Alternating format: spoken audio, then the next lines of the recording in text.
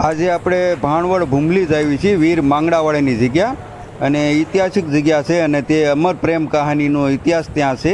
અને ત્યાં ભૂતાવડ કહેવાય છે, જે વીર માંગડાવાળા તે ભૂતની જે થતા અને ત્યાંના ઘણા ચમત્કાર છે અને ઘણાને પરસા આપેલા તેવા ઇતિહાસ છે. તેવી જગ્યાની આજે આપણે મુલાકાત લઈશું અને તેના દર્શન કરીશું અને આપણે તે મંદિર આપણે બધાને બતાવીશું.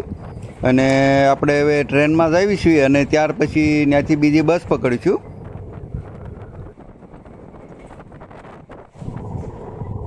આ જગ્યા આવી ગઈ છે ને તેનો આ મેઇન ગેટ છે ભાણવડ ભૂમલી અને વીર માંગડાવાળાની જગ્યા. અને અહીંથી આપણે મંદિરની અંદર જ આવીશું.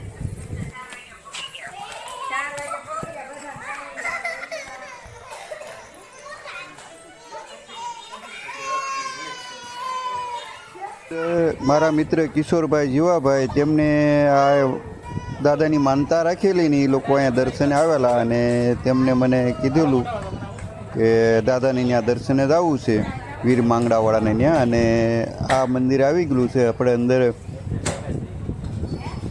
મંદિરના દર્શન કરવી અને દાદાને ખાંભીના પણ દર્શન કરવી. અને અહીંયા બધા છોકરાઓના ફોટા હોય છે જેને માનતાઓ રાખી હોય એના. અને આ મંદિરની જગ્યા છે અને આ દાદાના દર્શન છે. અને અહીંયા આપણે જોઈ છીએ વીર માંગડાવાળાની ખાંભી અને તેમના દર્શન કરવી.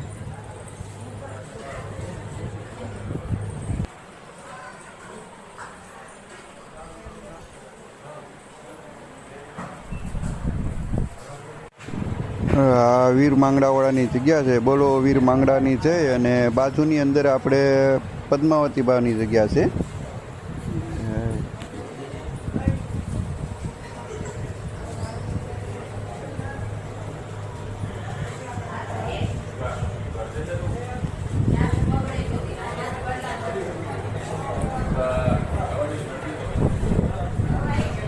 આ છે પદ્માવતીનું મંદિર.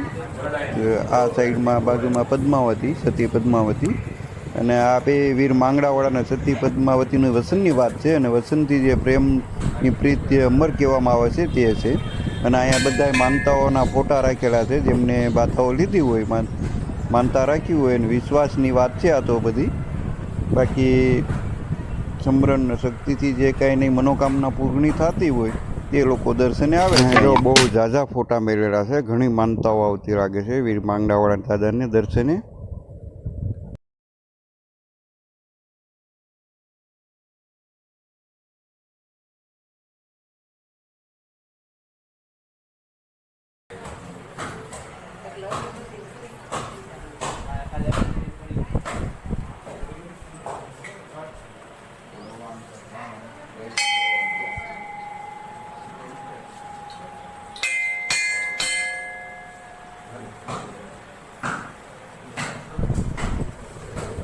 જો અહીંયા કેટલા બધા ફોટા મેલેલા છે. બધાએ માનતાઓ રાખી હોય ત્યાં અહીંયા ફોટો એક મેલતા જાય છે. ને અહીંયા બધા છોકરાઓના ફોટા છે, તમે જોઈ શકો છો. આ દાદાનો ધૂણો છે અને અહીંયા પ્રસાદી ધૂપ ધુવાડા થાય છે. અને આ વડલો છે દાદાનો, અને આ વીર માંગડાવાળાનો વડલો છે. અને આ મંદિરની અંદર છે વડલો. અને એક વડલો બહારની સાઈડમાં છે, ત્યાં વીર માંગડાવાળાની ખાંભી છે. અને બધા અહીંયા ટીલા કરે છે વડલાને અને દાદાના આશીર્વાદ લે છે.